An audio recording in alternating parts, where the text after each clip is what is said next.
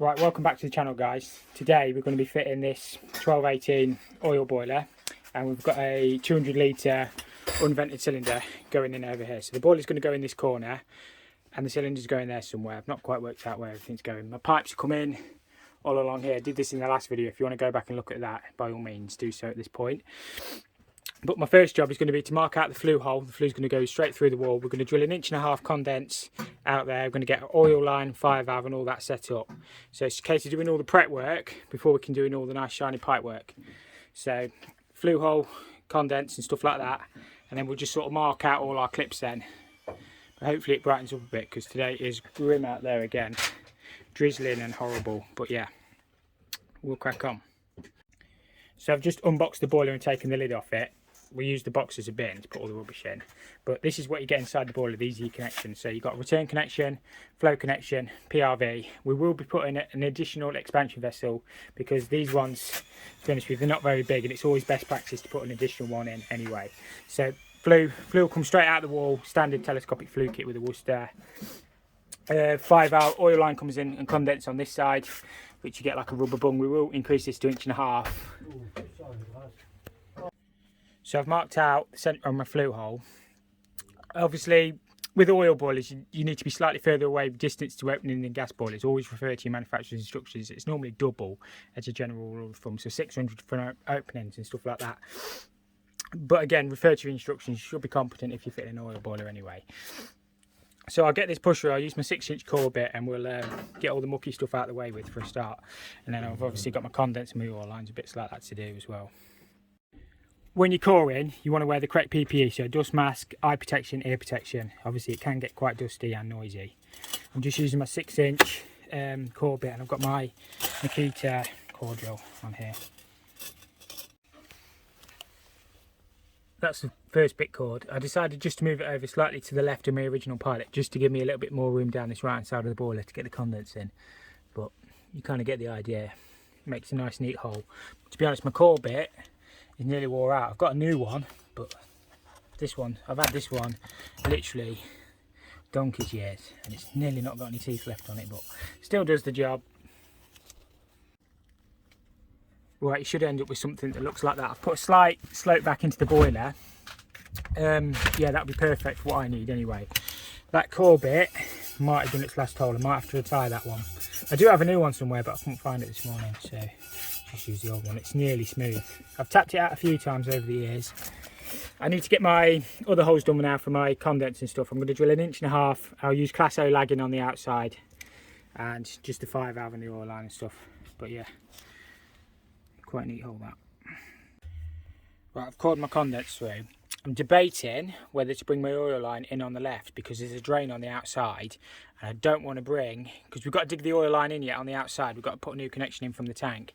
I ideally want to come straight out of the ground, 5 valve, and then into my boiler. I think it's going to look a bit ugly if I'm running on the outside, so I think it's not going to make too much difference on the boiler. I'll just bring it in this side.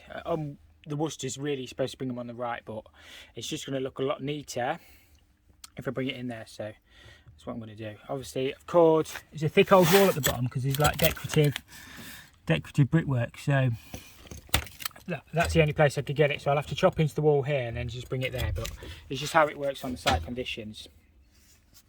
But as I say, I'm going to drill through. I'll drill 2 22mm holes through there, one for the oil line and one for the 5 valve to go through. So if you ever have to change the 5 valve, you can just pull it straight out then. Right, we have cut ourselves 2 pieces of sleeve in to go into our holes where our 5 valve and stuff's going to go through. So they'll just push into there. That'll tap in.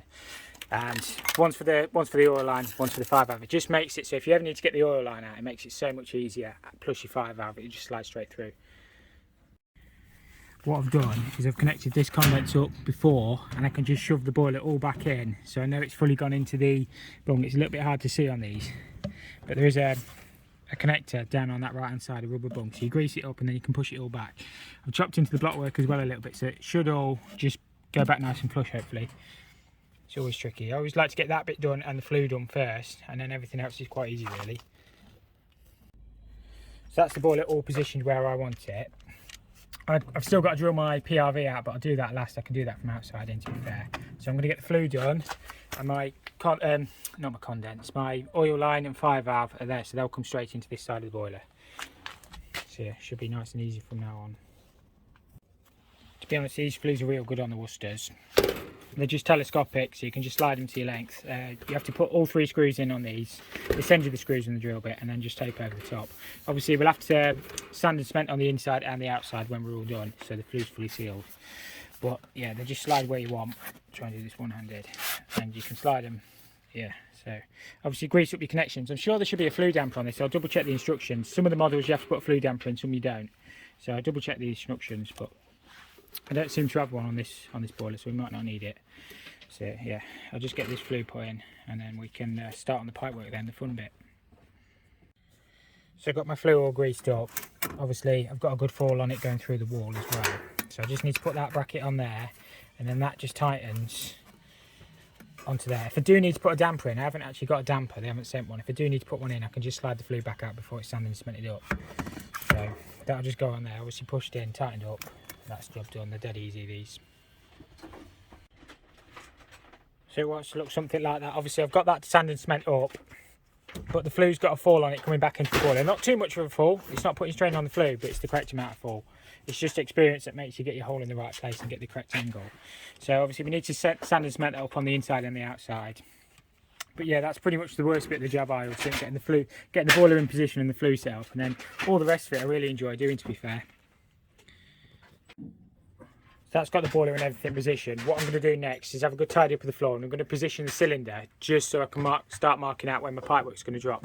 Obviously at the minute we've got it all fixed across here, coming across, but obviously I want to bring it all down dead straight if I can, so we might have some bends at the top, and I'm going to put Munson rings on the wall and bring it all down. So I'll get my laser and that set up. I'll have a good tidy up, position the cylinder, and then we'll work it from there. So I've just sat the cylinder roughly in position. It's just a case of deciding which orientation you want it that's going to suit best for your pipework. Obviously you've got to think about future maintenance. So in theory you've got to be able to get the immersion heat and stuff like that out. And obviously PRVs and stuff. But obviously you want to make it nice so your pipework and that. So it's just a case of positioning it. It's probably going to look best that way. I might even get some Munson rings and clip the heating flow and returns to the floor, and then take the cold feed around the back or something. So it's just a case of thinking about how you're going to do it, really. I've just set the laser up. What I'm going to do is work out where my pipe's going to come down, and obviously we want them dead straight, so I'll probably try and keep the same 90mm pipe centres that I've done up the top, but obviously somewhere we're going to have some bends to bring them all in line. So it's a case of getting 2 sets of clips, or 2 rows, probably quite near the top, and about halfway down just above the cylinder. So that's what I'm going to crack on with. So my mate's been working hard while I've been positioning the boiler. He's getting all these connected through. He's made a really neat job, to be fair to him. So soldering looks superb, really. So all these run along, all the way along there, all the way along there, and then we're dropping down for the boiler at the far end. So yeah, I just thought I'd show you that bit. He's made a really neat job of that. I'm just trying to work out the best way to do my pipe work. What I've done is working from this fixed point on the return on my boiler, and I've spaced all my pipe work evenly from this point. So we're going to have our flows and our zone valves coming off here, another return dropping down here equally spaced, and then the hot and the cold will probably drop down. I'll probably drop them 100mm apart, to be fair. I'll keep them all the same so it all looks nice and symmetrical, but you always want to work from sort of one fixed point, I find, and then space everything out off that. That's just how I do it. Everybody else will do it differently. You know, everybody's got their own little quirks, but I find if you're working from a fixed point and then trying to space everything out from that, it just makes everything look symmetrical. The good thing about this laser is obviously you can extend your legs out and you can just wind the handle up on the tripod just to get your, because I want a row of clips probably just above there, can go a little bit higher yet, so you can just jack it up. And I'll work out the best place to put my clips, probably somewhere above that block line, to be fair. So yeah, it's quite a decent little laser for the money it was. So I'm just starting to build these clips up. I realised it would have been quicker to get some Unistrut. I normally do use Unistrut, but they just didn't have any, so I'm having to do it with these Munson rings, but it should be fine. Just a case of moving it across 100mm at a time, and then they all should be perfect then. So I've set my 4 first sets of clip up at the bottom and at the top, and then I'll keep my hot and cold separate, I think. So these are going to be the heat ins. It's just a case of working the circuits in now off the flow. I'll sort it all out anyway, I'll go through it as I do it, but I kind of got a picture in my own head how it's going to go. It's always awkward to sort of explain it, but I kind of picture it in my head, if that makes sense. We're just starting to get the first lengths of copper drop down. Obviously I want to keep my primary return as the last one back into the cylinder, and then the other returns all T in. Yeah, it's looking okay so far.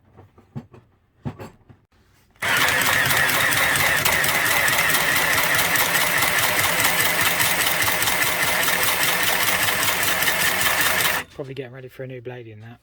It's supposed to cut a bit quicker. Don't know.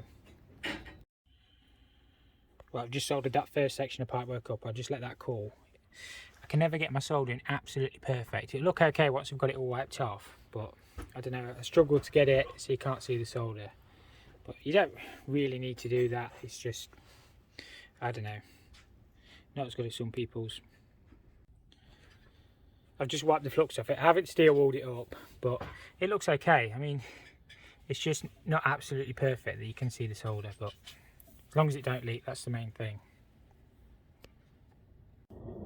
Right, we're starting to get a few pipes in now. I'm going to use a long street and come out. This will pick up for my bypass, so this goes into the return.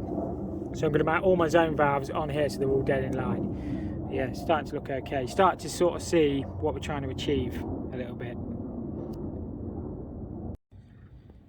So I like these long street elbows, or M&Fs, whatever you want to call them, because you can still get your lagging in, so you can still make a nice job of that. So the lagging will pass through here and the lagging will pass on there, and it should look really good, hopefully. The good thing about the laser is you can set it and then you can cut all your pipes at the same height, just so you can get your zone valves dead level. The only thing that annoys me, when you buy the cylinders, the Honeywells come with a white lid, so I'm going to have one white one and two silver. It'll mess with my OCD, but I think ultimately it'll look okay. So we'll fit the two silver on the heating and the one white one on the hot water. Yeah. All you do is line your cutter up with your laser and then press the trigger and it cuts it dead straight, hopefully in line as well. So that's the zone valves lined up. They are lined up, they're just slightly different cases on the white ones, and it affects my OCD more than you can imagine as well, that. But there's nothing you can do. If all the pipes are cut straight, I'm not changing the zone valve just because it's got a white lid. So all we're going to do is come up, we're going to put an automatic air vent on this up here somewhere. We're going to come back across and then drop this down next to this return here. So it should look okay. So I've soldered that up that side. I'm just going to put an auto air vent on over in that corner. This will just drop that back down and feed the cylinder now. But I think we're going to leave it there today because we've got some other bits to go and look at. I'm not sure when I'm back, whether I'm definitely not back tomorrow, whether I'm back on Thursday or not. But hopefully we'll get this done by the end of the week. We've probably got another, there's probably another 4 or 5 hours work on it, to be fair, not including the lagging, get it all lagged up and stuff, but it's a good start anyway. At least we've got all that heavy lifting and stuff done and all the holes and stuff. So yeah, not a bad, I don't think it's a bad day's work. Others will disagree, but you can only do your best. We're back on this one today. I'm going to try and get all the pipe work done bar the lagging. I need to get the pipes brought down in the roof. I've got expansion vessels and stuff like that to do. What I'll try and do is get some shots as I go along and try and keep you updated. I've just soldered my bypass connection into my return, so it comes before the zone valves, through the bypass valve if the zone valves are shut, and then back into the return of the boiler. I always put a gate valve on my primary return just so you can balance the coil down if you need to when you come to do your commissioning. It's always handy to have anyway, I think. So it's just a gate valve. It's pretty much the only thing I use gate valves for now in heating and plumbing, but I was always taught to do it, so that's how I always do it. So these are my cylinder feeds. That one's going to be my cold feed. This one is primary flow, primary return, and they're just dropping straight up. That should all be nice and straight, hopefully. When you solder in your drain off tap up, obviously take your middle out before, otherwise you'll just melt your washer in. Sometimes when you're soldering that close to your cylinder will draw a lot of the heat away from the fitting, so you just have to make sure you do put enough heat on that fitting in particular. Make sure the solder runs. But yeah, you're starting to get a shape of how it's looking. Sometimes it pays just to stand back and have a look at your work, because that pipe had just dropped a fraction. I'm just doing the primary flow, And it looked a mile off when you stand back, but when you got close you couldn't see it. It's okay now, I've just lifted it up on the clip. But sometimes, as I say, it'll just make your whole work, if you've got one pipe leaning in the wrong way, it'll just make your whole work look scruffy. Some of these cylinder connections on this cylinder are that tight you can't actually get your pipe in. It's actually a pain, look. And it goes in that far. I'll just have to tap it and try and chamfer it out of it. I've had this trouble before with these cylinders. You just cannot get your pipes in. Right, I'm just working out where all my composite valve and everything's going to go from the cylinder. I like to keep it above, just so that it makes it easier to work on. So what I'll probably do is put it here, the expansion coming off here somewhere, and then leave a valve above to make maintenance nice and simple. So I've got all the coil and everything connected. The reason I use 45s is it makes it easier to lag and it looks a little bit neater. That's just how I do it, it's just my preference. Everybody works differently. So what I'm going to do now is probably mount my expansion vessels. I've got obviously one for the cylinder, I'm putting an additional one in for the heating, and yeah, just get all this top bit finished off. So all this space will be just sort of filled above the cylinder, and then it should all look nice and uniform. I've got an auto air vent to put on there yet, and then all I've got to do is pipe it up at the top, which all my pipes, if you remember, are coming from over there, so that bit should be nice and easy. So my composite valve is going to sit there like that. We're going to put a lever valve above it and go that way around so it's the right way up. And yeah, so it's basically nice and easy to get to. You don't want it crammed down the side of the cylinder or anything like that, you know. You've got to be able to work on this. It's got to be serviced once a year, so you want to be able to isolate it and work on it nice and easily. So that's how I decided to do it. I put the lever valve in the middle of the two, so nice and easy to get to. I'm just going to mount the expansion vessel, probably somewhere up there. I'm going to have the white one, I think, and then the red one. I'm not too sure yet. I never quite know exactly how I'm going to do it until I'm actually face to face with it, but you just want to make it so it's nice and easy to get to. That's the only real thing. These are sometimes a pain to fit, to be honest with you, because the brackets, you can't get your screwdriver in. So what I always do is get one side fixed, prop it up, and then just drill your hole at an angle, and then you can just screw it in. It just makes life a little bit easier. But they can be tricky. I don't know why they don't bring the bracket out. I know it'd probably be tight in some circumstances, but if you just put the screw hole there, certainly on one side, you could make life a lot easier. It is really important that you do get good fixings on your vessel, because if that were to come full of water, you don't want that dropping off and ripping all your pipe work. So obviously we're lucky we're on a block wall, so we can get really good fixings. Obviously if you're in a stud wall, you really need to be putting timber in for it, but because potentially that could weigh 18 kilos. So I've got that one all piped up, that's nice and solid. What I'm thinking about doing is mounting my red expansion vessel up there somewhere, and what I might do with that space is put the fill loop in, because I think that'll look really good. And my hot will probably come off this side and then up there, because my hot pipe is actually coming along this side anyway. So that's my cold. I can't remember what the others are, but I'll figure that a bit out in a minute. So yeah, I think that'll look good there. Fill loop in the middle, and that's pretty much, apart from obviously my blow-offs, which are going to go out the wall low level, which they'll tee in together, tundish out the wall low level. I'm pretty much getting there with the pipe work. So I think it looks really good. That's got the fill loop cut in. I think that looks alright there, to be honest with you. It's nice and easy to get to. It's probably not so easy to get to that, but you're supposed to remove the filling link anyway.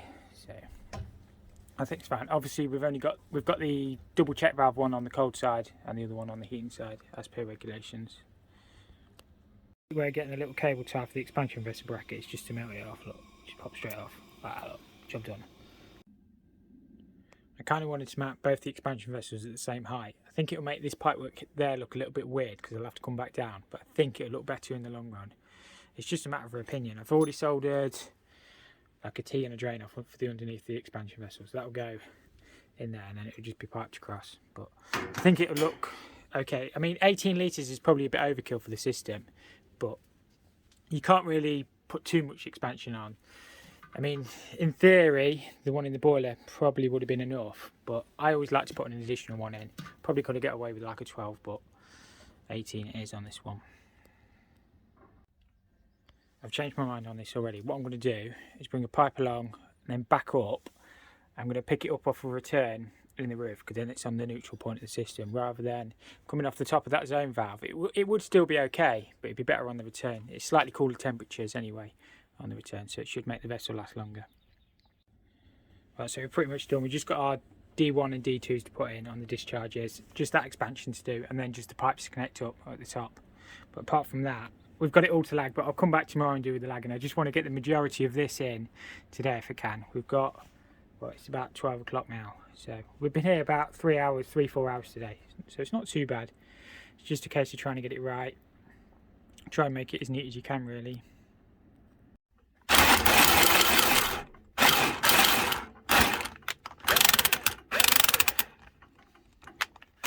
That's the only thing with this, sometimes I think my blade's about blunt, to be fair.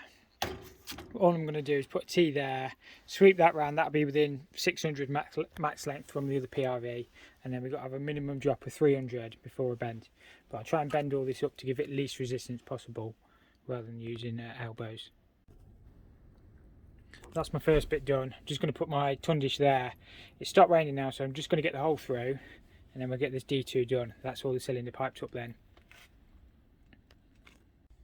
That's my discharge all piped out. I've used a sweat bend on the bottom and one knuckle. That should take it. We'll test it anyway. I just need to put a guard on the outside.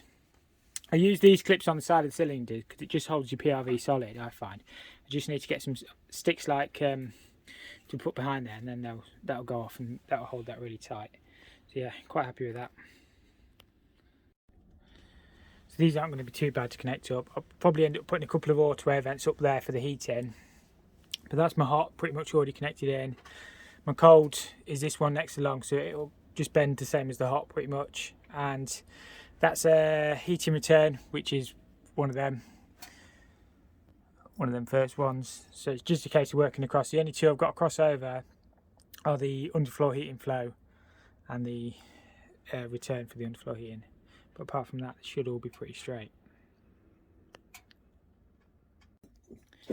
Right, we're back on this one today. It's actually Friday afternoon. We've only got a couple of hours left of the week. What I'm going to try and do is get all the pipes lagged. I put cable ties on these after, but I just thought it was a nice easy job. Nothing stressful. I've had a really stressful day today, so nothing too stressful on a Friday afternoon. I'll just relax for a few minutes and get all these pipes lagged.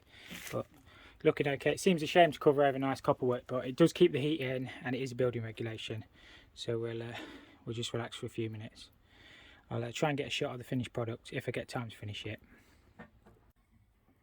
We're kind of getting there. I actually find it really relaxing lagging pipes. I don't know why. I just completely switch off and just concentrate on what I'm doing. I will cable tie all this up yet, but you kind of get the idea. It's starting to look okay. This is why I prefer to use fittings rather than bend. I know I could have bent that, but it's easier to lag and you get a nice tighter joint rather than with a bend. Sometimes it like springs off. But I just got a cable tie all this now, just finished the last little bits, but it's looking okay, to be fair. The only thing I'm not happy with, if I'm honest, is how I finished this. I might do this bit again. It's just because I've used like long elbows, I can't get the lagging in properly. But it looks okay, it's just probably me being a little bit fussy, to be fair. But other than that, I'm fairly happy with it. I've pretty much got all the pipes lagged now. What I'm going to do is go around with my cable ties and stuff and just tidy up. But I think I'm going to end the video there because I've got some other jobs to go and look at today. I've just been super stressed and super busy. So I'll do another video next week sometime or whenever I get back here, showing the commissioning and stuff like that. I've got the oil line and bits to finish on the boiler. But yeah, ultimately we're pretty much done. I've got all the pipes lagged across the roof yet. And yeah, it's just been super busy recently. It's just mental. So this job I just sort of need to get done, but I can drop on it again when I get 5 minutes. So I appreciate you all watching. If you did enjoy the video, hit the like button. If you didn't, hit the dislike button, and I will see you all in the next episode. Thank you all for watching.